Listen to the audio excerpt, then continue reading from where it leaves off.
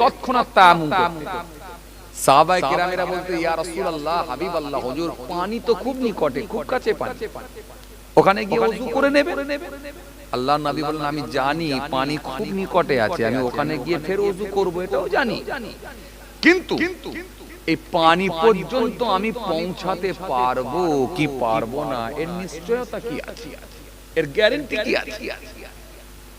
তাহলে জিনাকে জিজ্ঞাসা করে আত্মা বের করা হয়েছিল, জান বের করা হয়েছিল, যিনি আখিরি নবী, তিনি মওতকে কত কাছে মনে করতে। আর আমরা পৃথিবীর কাউকে জিজ্ঞাসা করা হবে না কোন সময় আল্লাহর ডাক আসবে, আর আমরা মওতকে অনেক দূরে পৌঁছে দিই। এরপরে এটা করতে হবে, তারপরে ওটা করতে হবে, তারপরে ওটা করতে হবে, কত রকমের পরিকল্পনা আমাদের ভেতরে, কত রকমের স্বপ্ন। কথা কিছু বুঝতে পারছেন বাবাজি?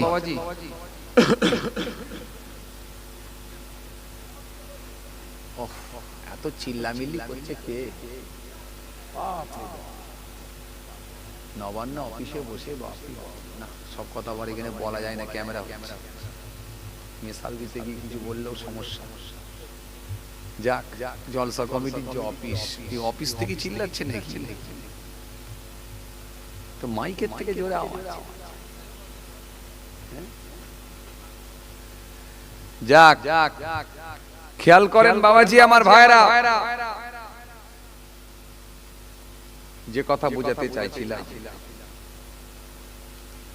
মৃত্যু তো হবে,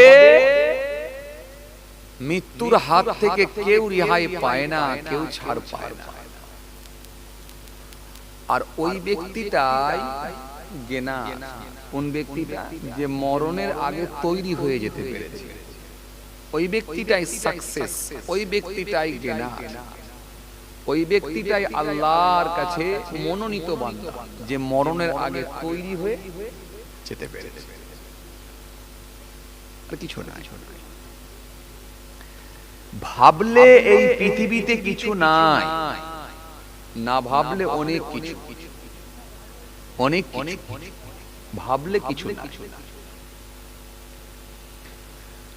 ভাইরা আমার, বন্ধুরা আমার, সাথী মহব্বতের ভাইরা, আসেন, ভুল বুঝবেন না। আমরা যে যতটা পারি আলহামদুলিল্লাহ কিছুটা অন্তত ধর্ম মেনে চলার চেষ্টা করি। ধর্মটা এমন ভাবে আমাদের মানা দরকার যাতে করে ধর্ম মানার পরে আমরা স্বচ্ছ হতে পারি।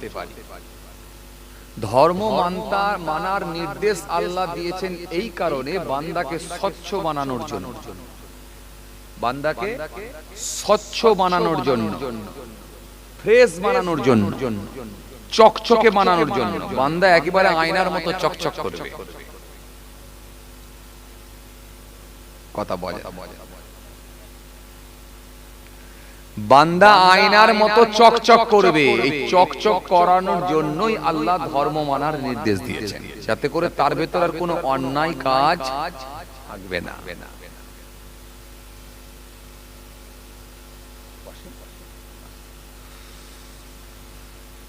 সারা পৃথিবীর মানুষ যদি নামাজ রোজা না করে, এতে আমার আল্লাহর কোনো ক্ষতি হবে না। সুন্নতে মুআক্কাদা, সুন্নতে গায়র মুআক্কাদা যদি না করে, এতে রাসূলুল্লাহর কোনো ক্ষতি হবে না। কিন্তু ধর্ম মানার নির্দেশ এই কারণে, বান্দাকে স্বচ্ছ বানানোর কারণে, বান্দা যাতে করে স্বচ্ছ হতে পারে, অন্যায় কাজের সঙ্গে যাতে করে সম্পৃক্ত না হয়, অন্যায় মুক্ত জীবন তৈরি করার জন্যই ধর্ম মানার নির্দেশ। আমার খুব ভালো মনে আছে, এখানে হয়তো অনেক হাজী সাহেবও থাকতে পারেন, আলহামদুলিল্লাহ। যখন মক্কা শরীফে গেলাম, আল্লাহ নিয়ে গেলেন আপনাদের দোয়ায়, জেদ্দা পর্যন্ত ফ্লাইটে করে গেলাম। ফ্লাইট থেকে নামার পরে এবারে জেদ্দা থেকে একেবারে হারাম শরীফের উদ্দেশ্যে যে বাসগুলো যায়, বাস এবারে জাপানি বাস, ভলভো বাস, আপনারা জানেন। তো ওই হাজী সাহেব যারা এত রাস্তা ফ্লাইটে করে এত পথ অতিক্রম করে গেছেন, তো প্রচন্ড টায়ার্ড থাকে, প্রচন্ড টায়ার্ড থাকে শরীর। এই ভলভো বাসে উঠে পড়ার পর, ফ্লাইট থেকে নেমে ভলভো বাসে ওঠার পর ব্যাগ পত্র লাগেজ টাগেজ কার কোথায় ঢুকে যাচ্ছে, সাইড ব্যাগ বাংকারে রেখে দিল, টাকা পয়সা রেখে দিল, দিয়ে মোবাইল টোবাইল রেখে দিয়ে একটু আরাম করে বসি ঘুমিয়ে পড়ছে মানুষ, কারণ আর শরীর টানতে পারছে না। কিন্তু এই মানুষগুলো যখন ওই বাসের উপরে উঠে যখন নিশ্চিন্তে ঘুমিয়ে পড়ছে, এরা প্রত্যেকেই জানে যে এই বাংকার থেকে ব্যাগ চুরি করার লোক নাই, কারণ সবকটাই হাজী সাহেব হজ করার উদ্দেশ্যে যাচ্ছে। কথা বুঝছেন না? ওই মানুষগুলো জানে এখান থেকে ব্যাগ চুরি হবে না, চুরি করার কেউ নাই, কারণ এনারা যারা যাচ্ছেন সব হজ করতে যাচ্ছেন, আল্লাহর কাবা তওয়াফ করার জন্য যাচ্ছেন, তার মানে চুরি হবার কোনো সম্ভাবনা নেই। আর এই জন্যই তো ধর্ম মানলেই তো আপনি স্বচ্ছ হবে। আপনার চুরি, আপনার ব্যাগ কে চুরি করবে? আপনার জমির ফসল কে চুরি করে নিয়ে যাবে? আপনার পুকুরের মাছ কে চুরি করে নিয়ে যাবে? আপনার বাড়িতে কে এসে তালা ভেঙে চুরি করবে? তালা মারতে হবে কেন? আপনি তো ধর্ম মেনেছেন, ধর্ম মানলে তো চোর থাকবে না। কথা বলে না, আপনি তো ধর্ম মেনেছেন, ধর্ম মানলে তো চোর আর থাকবে না রে বাবা। আপনার ভেতরে তো আল্লাহর ভয় ভীতি ঢুকে যাবে, চুরিটা করবে। তাহলে ধর্ম মানার নির্দেশ এই কারণে দেয়া হয়েছে বান্দাকে স্বচ্ছ বানানোর জন্য। বসেন, কষ্ট করে দাঁড়িয়ে আছেন মুরব্বী মানুষ, বসেন। বান্দাকে স্বচ্ছ বানানোর জন্য। এই জন্য হাদিস পাকের মধ্যে এসেছে, ওপরই বসেন না, অসুবিধা নেই, বসেন, জায়গা আছে। বাবাজি আমার ভাইরা, এই জন্য হাদিস পাকের মধ্যে এসেছে হযরতে আবু হুরায়রা রাদিয়াল্লাহু তাআলা থেকে বর্ণিত হাদিস, আল্লাহ নবী সাল্লাল্লাহু আলাইহি ওয়াসাল্লাম সুন্দর করে জানিয়েছেন। হযরতে আবু হুরায়রা রাদিয়াল্লাহু তাআলা থেকে বর্ণিত হাদিস, আন আবি হুরায়রা রাদিয়াল্লাহু তাআলা قال سئل رسول الله صلى الله عليه وسلم أي الناس أكرم قال أكرمهم عند الله أتقاكم। এই হাদিসটার মধ্যে বলা হয়েছে নবী সাল্লাল্লাহু আলাইহি ওয়াসাল্লামকে একবার জিজ্ঞাসা করলেন সাহাবীরা, কি বললেন? আইয়ুন নাসি আকরাম, ইয়া রাসূলুল্লাহ, হাবিবাল্লাহ হুজুর, সম্মানীয় ব্যক্তি কে? আল্লাহ নবী বললেন ক্বালা আকরামুহুম ইনদাল্লাহি আতকাকুম। নবী বললেন সেই ব্যক্তিটাই সম্মানীয় ব্যক্তি আল্লাহর কাছে, যে ব্যক্তিটা সবথেকে বেশি পরহেজগার, স্বচ্ছ হয়ে যেতে পেরেছে। নবী কিন্তু একবারও বললেন না ওই দাড়িওয়ালাটাই আল্লাহর কাছে প্রিয়, ওই নামাজিটাই প্রিয়, ওই টুপিওয়ালাটাই প্রিয়, ওই তাহাজ্জুদের নামাজ পড়নেওয়ালাটাই প্রিয়, এটা কিন্তু বললেন না। যে ব্যক্তিটা আল্লাহর কাছে প্রিয়, যে সবথেকে বেশি পরহেজগার, স্বচ্ছ হতে পেরেছে, এক কথাই নবী উত্তর দিলেন। কেন? নবী যদি বলতেন যে ওই দাড়িওয়ালাটাই প্রিয়, হয়তো আমাদের ভেতরে এরকম ধারণা এসে যেত পৃথিবীর জমিনে অনেক দাড়িওয়ালা তো আছে, দাড়ি রেখেও তো বিড়ি টান দিচ্ছে। কথা কয় না, আছে না? অনেক দাড়িওয়ালা নাই, তো দাড়ি রেখেও তো বিড়ি টান দিচ্ছে। তাহলে আমাদের ভেতরে এসে যেত ভুল ধারণা যে নবী তাহলে কি করে বললেন যে দাড়িওয়ালা আল্লাহর কাছে প্রিয়, এই যে দাড়ি রেখে বিড়ি টান দিচ্ছে। কিন্তু নবী এই কথা বললেন, নবী নামাজি বললেন না, টুপিওয়ালা বললেন না, খালি বলেন ওই লোকটাই আল্লাহর কাছে সম্মানীয় ব্যক্তি, প্রিয় ব্যক্তি, যে ব্যক্তিটা সবথেকে বেশি স্বচ্ছ হতে পেরেছে, পরহেজগার হতে পেরেছে। কেন? যখন সে ধর্মকে পরিপূর্ণভাবে মেনে নেবে, সে লোকটা স্বচ্ছ হয়ে যাবে, পরহেজগার হয়ে যাবে। আর ধর্ম মানার পরেও যদি সে অন্যায় মুক্ত জীবন না তৈরি করতে পারে, বিড়ি ছাড়তে পারে না, মিথ্যা ছাড়তে পারে না, সুদ ছাড়তে পারে না, ঘুষ ছাড়তে পারে না, পরচর্চা ছাড়তে পারে না, হিংসা ছাড়তে পারে না, আমানতের খেয়ানত থেকে বাঁচতে পারে না, পরনিন্দা থেকে বাঁচতে পারে না, মিথ্যা কথার উপরে পণ্য বিক্রি করা থেকে বাঁচতে পারে না, তার মানে বুঝতে হবে ও ধর্ম মানা হচ্ছে না। কথা কিছু বুঝতে পারছি? এই জন্য আসুন, খুব বেশি চাপ নেওয়ার দরকার নেই। আমরা খুব ভালো স্টুডেন্ট হতে পারবো না, তবে হ্যাঁ টার্গেট রাখতে হবে ইনশাআল্লাহ, আল্লাহর দয়া, নবীর সুপারিশ, ইনশাআল্লাহ যেন 5টা অন্তত করে যায়। কথা বলে না, খাতায় যা লেখা হোক হোক, রোল নাম্বারটা ঠিকঠাক থাকুক, আমল যা হচ্ছে আলহামদুলিল্লাহ, ঈমানটা অন্তত ঠিক থাকুক।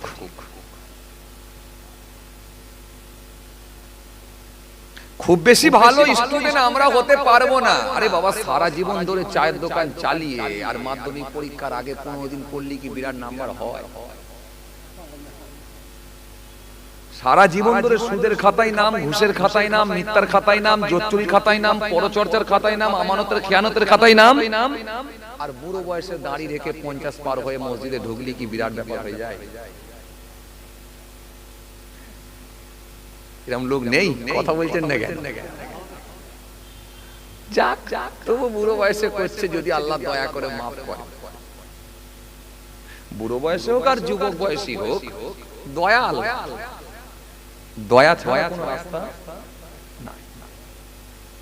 একটা হাদিস এসেছে, হযরতে আম্মা আয়েশা সিদ্দিকা রাদিয়াল্লাহু তাআলা আনহা থেকে বর্ণিত হাদিস এসেছে, আল্লাহর নবী বলছেন, কাউকে যদি কিয়ামতের ময়দানে আল্লাহ পাক হিসাব নেন, জিজ্ঞাসা করেন, নিশ্চিতভাবে সে লোকটা ধ্বংস হয়ে যাবে। তার মানে হিসাব দেওয়ার মতো তার ক্ষমতা হবে না। এত কঠিন ব্যাপার, এত কঠিন ব্যাপার। যদি দয়া করে আল্লাহ কাউকে মাফ করে দেয়, খুব সহজ। চলেন বুদ্ধিমান লোক আমরা, কথা বলে না, বুদ্ধিমান লোক না? আপনারা বুদ্ধিমান না? বুদ্ধিমান। অফার ছাড়া জীবনে মাল কেনেন, আর কথা বলছেন না কেন?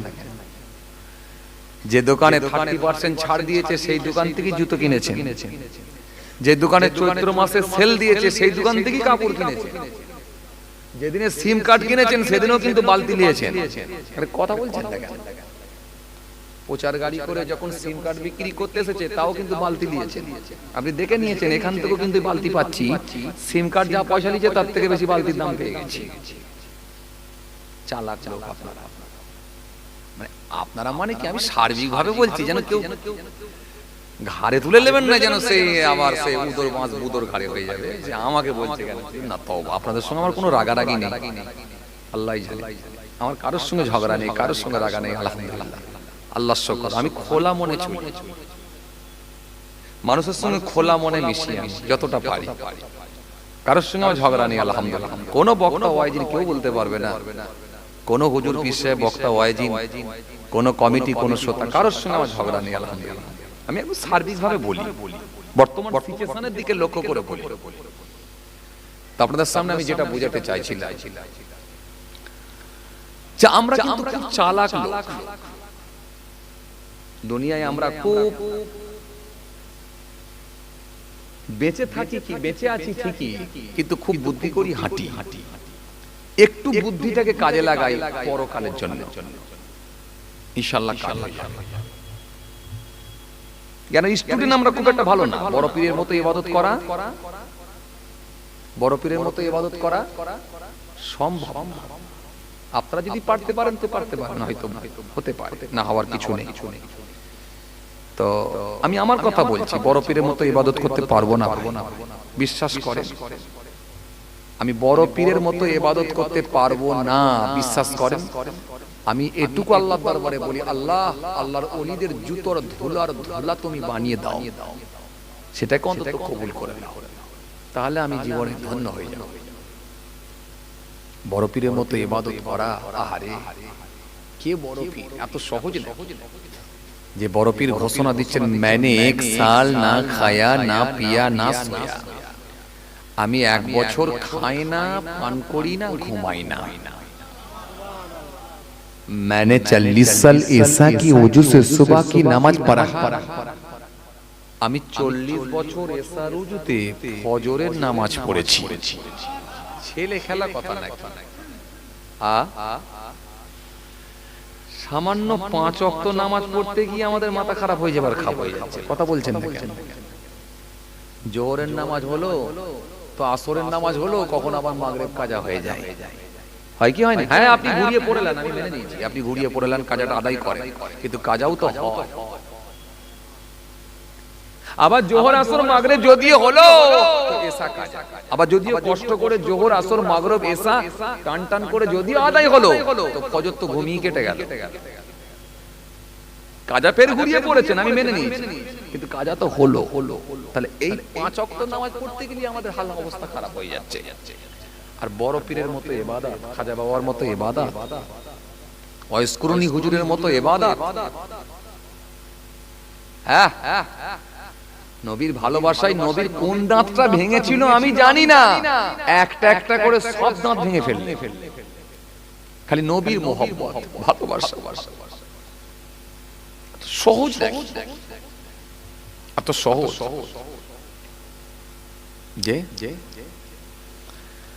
আসেন, ভুল বুঝবেন না, রাগ করবেন না, যেটা আমি আপনাদেরকে বোঝাতে চাইছিলাম, স্টুডেন্ট হিসাবে আমরা খুব একটা ভালো না, এটা ঠিক, কিন্তু তবু পাস করার টার্গেটটা আমাদের রাখতে হবে।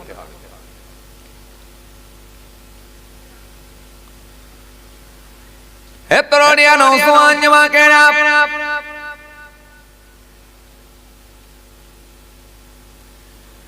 ইয়া ভাই মুরব্বিয়ানেরা, বাবারা শুনে কে দেখি স্টুডেন্ট হিসাবে যদি ভালো নাও হতে পারে, কিন্তু যতটা ইবাদত হয়, চাস্তের নামাজ নাই, ইশরাকের নামাজ নাই, আবাবিলের নামাজ নাই, তাহাজ্জুদের নামাজ নাই, ও বান্দা মাঝে মাঝে নামাজ কাজাও হয়, কিন্তু নামাজটা তুমি এমনই ভাবে পড়ো, ইন্নাস সালাতা তানহা আনিল ফাহশাই ওয়াল মুনকার, নামাজ তোমাকে সমস্ত রকমের খারাপ কাজ থেকে বাঁচিয়ে দেবে। নামাজটা তুমি এমনই ভাবে পড়ো, দাড়িটা তুমি এমনই ভাবে রাখো, টুপিটা তুমি এমনই ভাবে পড়ো, রমজান মাসে 1 মাস রোজাটা তুমি এমনই ভাবে রাখো যাতে করে তোমার ভেতরে মালিকের ভয় ভীতি ঢুকে যায়। আর রবের ভয় ভীতি যখন ভিতরে ঢুকে যাবে, তুমি বান্দা আল্লাহর ভয় ভীতি ঢুকে যাবার কারণে তুমি স্বচ্ছ হয়ে যাবে। আর আমার নবী জানালেন, স্বচ্ছ ব্যক্তিটাকে, ভালো ব্যক্তি, পরেশগার লোকটাকে আমার আল্লাহ পাক বড় পছন্দ করে, বড় ভালোবেসে থাকে।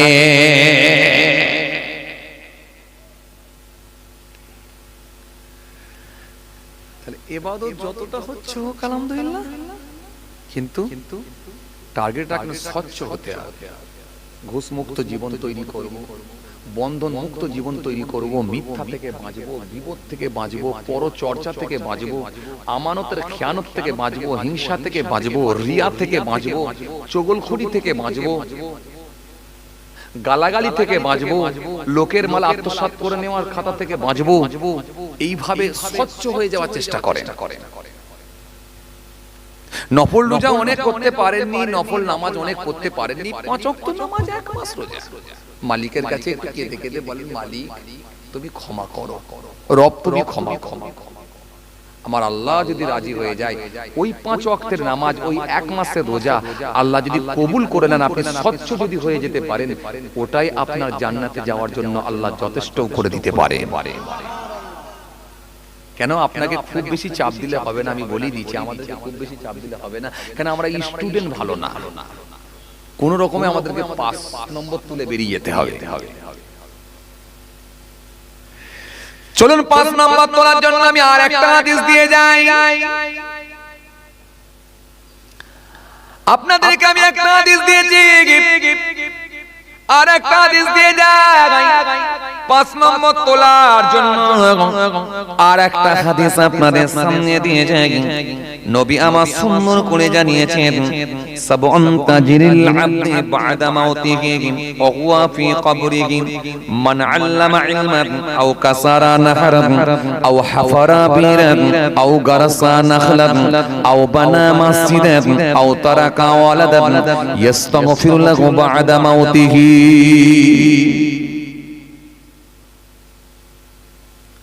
আরেকটা হাদিস দিয়ে যায়, এই দুটো হাদিসে কিছু আলোচনা করে দোয়া বেরিয়ে যাবে। আরেকটা দিয়ে যায়, বুদ্ধিমান লোক যদি আপনি হন, ইবাদত যতটাই হোক না কেন শরীরটাকে আপনি স্বচ্ছ বানিয়ে ফেলেন, পরিষ্কার হয়ে যান, ত্রুটি মুক্ত হয়ে যান। আর বুদ্ধিমান মানুষ যদি আপনি হয়ে থাকেন, কিছু টাকা রেখে দিয়ে ইন্টারেস্ট তুলে তুলে খান। টাকা রেখে দিয়ে ইন্টারেস্ট তুলে তুলে খাবেন, মাথা লাড়ছেন, মাথা লাড়ছেন কেন? ইন্টারেস্ট জায়েজ, কথা বলে ধ্যান আমার দিকে দেবেন, ওই বাড়ির দিকে মন চলে গেলে হবে না, মাঝে মাঝে ধরবো। ইন্টারেস্ট জায়েজ, তাহলে মাথা লাড়ছে। এক লোক বয়স্ক চাচা এক মাচায় বসে বসে রাত দিন শুধু তসবিহ পড়ে। এখন ওই পথ দিয়ে যখন পাড়ার ছেলেরা যায়, খালি ডেইলি দেখছে যে ছেলে চাচা বসে বসে তসবিহ পড়ছে। যখনই যাই তখন এই তসবিহ পড়ছে, জিকির করছে, তসবিহ পড়ছে, জিকির করছে, সর্বনাশ। একদিন এক যুবক ছেলে বলছে, চাচা, বলে কি হয়েছে বাবা? বলে তোমার কি কোনো কাজ কাম নাই? বলে কেন? বলে আমি এই পথ দিয়ে যে কবার গেছি আমি তোমাকে খালি দেখছি শুধু জিকিরই করছো, তসবিহ পড়ছো, তোমার সংসারটা চলে কি করে?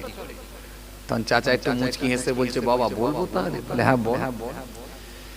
বলে আব্বা আমাকে বেশ কয়েক বিঘে জমি আব্বা আমাকে দিয়ে গেছে, ওই জমিটাকে বিক্রি করে দিয়েছি, বিক্রি করে দিয়ে একটা মোটা অঙ্কের টাকা পেয়েছি, পুরো ব্যাংকে ফিক্সড করে দিয়েছি। এখন মাস গেলে শুধু ওই ইন্টারেস্টের টাকা তুলছি আর খাচ্ছি, আর বসে বসে ইবাদত করছি। কথা বুঝছেন না? বসে বসে ইবাদত করছি, তুলছি আর খাচ্ছি। তখন যুবক ছেলেটা বলে, সর্বনাশ করেছে। কি বলেন চাচা? আপনি ওই সুদের টাকা খাচ্ছেন, এই সুদে ইন্টারেস্টের টাকা আপনি খাচ্ছেন? কি বলেন? হুজুরদের মুখে ওয়াজ শুনেননি? আল্লাহ কোরআনে কারীমের মধ্যে বলেছে, ওয়াহাল্লাল্লাহুল বাইয়া ওয়া হারামা রিবা। আল্লাহ কোরআনে কারীমের মধ্যে বলেছেন, ইয়ামহাকুল্লাহু রিবা ওয়া ইউরবি সাদাকা আল্লাহু ইউহিব্বু কুল্লা কাফারিন আতীম। আল্লাহ কোরআনে কারীমের মধ্যে বলেছে, ইয়া আইয়ুহাল্লাযীনা আমানু কুলু মিন তাইয়্যিবাতি মা রাযাকনাকুম। আল্লাহ কোরআনে কারীমের মধ্যে বলেছে, ইয়া আইয়ুহাল্লাযীনা আমানু লা তুহারিমুত তাইয়্যিবাত মা আহাল্লাহু লাকুম ওয়া লা তা'তাদু ইন্নাল্লাহা ইউহিব্বুল মু'তাদিন। হারাম সম্পর্কে, সুদ সম্পর্কে এত আয়াত নবী হাদিস দিয়েছেন, এরপরও আপনি সেই ইন্টারেস্টের টাকা তুলে তুলে খাচ্ছেন। ওই খোকা, আমি জানি তো যে সুদ খাওয়া হারাম, চলে না। তাহলে আপনি খাচ্ছেন? বলে আমি জানি তো, ওই জন্যই ব্যাংকের যে বইটা আছে না, ওই পাস বইটা, ব্যাংকের যে বইটা, ওই বইটা তো চাচিমার নামে করে দিয়েছি। কথা কিছু বুঝতে পারেনি? যা হবে তুলছি টাকা, আমি নামে আছে ওর। বিশাল চালাক। ওই যে বললাম না, আমাদের এখন মানুষ বিরাট চালাক, বিরাট চালাক। আর এই বেশি চালাকি করতে গেলেই বেশি ঝামেলায় জড়ায়। সহজ ভাবে যে মানুষটা জীবন যাপন করেছে, সেই লোকটাই আল্লাহর কাছে প্রিয় বান্দা হয়ে গেছে। আর যত বেশি চালাকি করতে যাবে, যত বেশি প্যাঁচের কাজ করবে, যত বেশি প্যাঁচ মারবে, তত বেশি জালে জড়াবে। কিছু কিছু লোক আছে দেখবেন, খুব প্যাঁচের লোক, খুব প্যাঁচের লোক। গ্রাম কমিটির যখন সালিসি বসেছে না, একটা রোগা পাতলা লোক, তার বিচার হচ্ছে, গরিব মানুষ, তখন ওই লোকটা কাঁদতে কাঁদতে কাঁদতে কাঁদতে নেতার দিকে তাকিয়ে বলে, দাদা এবারটার মতো মাফ করে দেন, আর কোনোদিন এরকম কাজ করব। তখন ওই নেতা ওর মুখের দিকে তাকিয়ে কর্মীদের উদ্দেশ্যে বলল, যাক যাক, আর কি করবি, যাক, যা হয়েছে হয়েছে, ছেড়ে দে ওকে, ছেড়ে দে, ছেড়ে দে। যখন ছেড়ে দিয়েছে, লোকের একবারে ওই লোকটার খুশিতে মন ভরে গেছে, ছেড়ে দিয়েছে, যে যার মতো চলে গেছে। আবার ওই নেতাটা এসে পঞ্চায়েতে এসে আবার কর্মীদেরকে বলছে, ছেড়ে কি দিবি রে, আছলা বাঁশ দিয়ে দে। যেই বলেছে আছলা বাঁশ দিয়ে দে, ছেড়ে কি দিবি রে, তখন কর্মীরা ফের ডাক পড়িয়েছে। তখন ওই লোকটা ফের বলে, সর্বনাশ করেছে, সেদিনে যে আমাকে ছেড়ে দিতে বললো। আবার কোন রকমে সেই দাদার সঙ্গে যোগাযোগ করে, দাদা আপনি যে বললেন ছেড়ে দে, আবার আমাকে ডাকছে, ফের আমাকে ঝামেলায় ফেলতে চাইছে। তখন বলছে, আমি তো বলে দিয়েছিলাম এরকম তো হওয়ার কথা নয়। আচ্ছা ঠিক আছে, দেখছি। অথচ সব এর নির্দেশে হচ্ছে। এই লোকের সংখ্যা আজকের দিনে বেশি। এখানে একরকম, ভিতরে একরকম, বাইরে একরকম। এই লোকের সংখ্যা আজকের দিনে বেশি। এগুলি হচ্ছে প্যাঁচের লোক, ভয়ঙ্কর। আর এই ভয়ঙ্কর লোককে কিন্তু আল্লাহ ছাড়বে না। সহজভাবে জীবন যাপন করেন, ভিতরে যেমন বাইরে তেমন, বাড়িতে যেমন, গাড়িতে তেমন, দোকানে যেমন, হাটেতে তেমন, সহজভাবে জীবন যাপন করেন, খোলা মনে জীবন যাপন করেন, পেঁচে যাবে। আর যত বেশি প্যাঁচ মারবেন তত বেশি জড়াবেন। চলেন ভাইরা আমার, বন্ধুরা আমার, সাথী মহাব্বতের ভাইরা, তাহলে একটা হাদিসকে সামনে রেখে আমি আপনাদের সামনে কি বোঝাতে চাইলাম, আমল যেমনই হোক স্বচ্ছ হয়ে যেতে হবে। স্বচ্ছ লোকটাকে আল্লাহ পছন্দ করেন, আর আমল করলেই লোক স্বচ্ছ হয়। আমল করলেই মানুষ স্বচ্ছ হতে পারে। কেন? যত বেশি সে আমল করবে তার বুকের ভেতরে আল্লাহর ভয় ভীতি ঢুকবে, আর যখন আল্লাহর ভয় ভীতি ভেতরে ঢুকবে তখন সে লোকটাই স্বচ্ছ হতে পারে। আর মরে যাওয়ার আগে একটা কাজ করবেন, নবী আমার সুন্দর করে জানালেন, সাবউন তাজরিন লিল আবদি বাদা মাউতিহি ওয়া হুয়া ফি কবরিহি মান আল্লামা ইলমান আও কাসারা নাহরান আও হাফারা বীরান আও গারাসা নাখলান আও বানা মসজিদান আও তারাকা ওয়ালাদান ইস্তাগফিরু লাহু বাদা মাউতিহি। রাসূলুল্লাহ সুন্দর করে জানালেন, সাতটা এমন ভালো কাজ আছে পৃথিবীর জমিনে যদি বান্দা একটা করে দিয়ে যেতে পারে, ওই একটা কাজ করার জন্য কিয়ামত পর্যন্ত সব জারি থাকবে।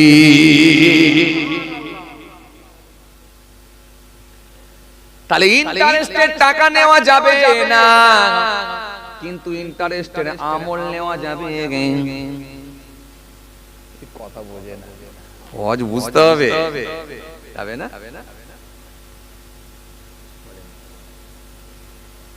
যাবে না, বলেন না, আমল বেড়ে যায় না, ঠিক করতে পারছে না, কনফার্ম হতে পারছে না যে কোনটা ঠিক আর কোনটা ভুল। যে আরে বাবা, যদি সেই কানে হাত দিয়ে চোখ বন্ধ করে ওয়াজ করলাম, তাহলে আমি কি দিতে পারলাম আর আপনারা কি নিতে পারলেন, আমরা কেউ বুঝতে পারলাম। এই জন্য কথোপকথন করে করি কেন, আপনি কতটা নিতে পারছেন আর আমি কতটা দিতে পারছি, এতে উভয় সুবিধা হয়। তাহলে ফিক্স টাকা রেখে দিয়ে ইন্টারেস্টের বাড়া টাকা নেওয়া যাবে না, কিন্তু দুনিয়ার জমিনে আমল যদি ফিক্স করে দিয়ে যেতে পারে, ওই আমল যখন বেড়ে যাবে ওই ইন্টারেস্টের আমলটা নেওয়া যায় যাচ্ছে। এজন্য নবী হাদিসের মধ্যে বললেন, সাতটা এমন কাজ আছে পৃথিবীর জমিনে যদি বান্দা করে যেতে পারে কিয়ামত পর্যন্ত সব জারি থাকবে।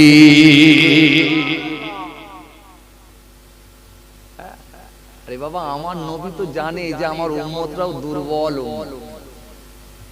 কথা বলে না, এদের অবস্থা খুব খারাপ হবে, আখিরি জামানায় এদের অবস্থা অত্যন্ত ভয়ানক হবে। এখন যে কোনো ভাবে এদেরকে বাঁচিয়ে জান্নাতে ঢোকাতে হবে। আমার নবী কি চেষ্টা কম করেছেন নাকি? কবরে শুয়ে শুয়ে চেষ্টা করছেন, কিয়ামতের ময়দানে চেষ্টা করবেন খালি উম্মতকে বাঁচানোর জন্য। উম্মত আর কিছু, আমার উম্মত। কেন কেন এদের অবস্থা খুব ভয়ানক হয়ে যাবে, অবস্থা খুব খারাপ হবে। রাসূলুল্লাহ হাদিস দিয়েছেন একটা সময় এমন আসবে সুদের ধোঁয়া থেকে কেউ নিষ্কৃতি পাবে না, নিষ্কৃতি পাবে না, রেহাই পাবে না। মানে এত ভয়ঙ্কর ভাবে সুদ ছড়িয়ে যাবে, সেই জায়গা থেকে কেউ বেরোতে পারবে না। কি বলছে? বড় বড় হুজুররা জড়িয়ে আছে, বড় বড় বক্তারা জড়িয়ে আছে। বললে রাগ হবে আপনাদের, হুজুর এত বড় কথা বলে ফেললেন আন্দাজে। খবর নিয়ে দেখেন কত হুজুর নেতার টাকায় চলে, কথা বলে না। কত হুজুর আছে দেখবেন নেতা দাওয়াত দিলে আর কোন খবর আছে না? কত বক্তা আছে না নাই? কত হুজুর আছে না নাই? অথচ 100% হুজুর জানে যে ওই নেতা সুদের সঙ্গে যুক্ত, ওই নেতা হারাম কাজের সঙ্গে যুক্ত, তারপরও নেতা। কেন? নেতা যদি আমার হাতে থাকে পাবলিক অটোমেটিক হাতে।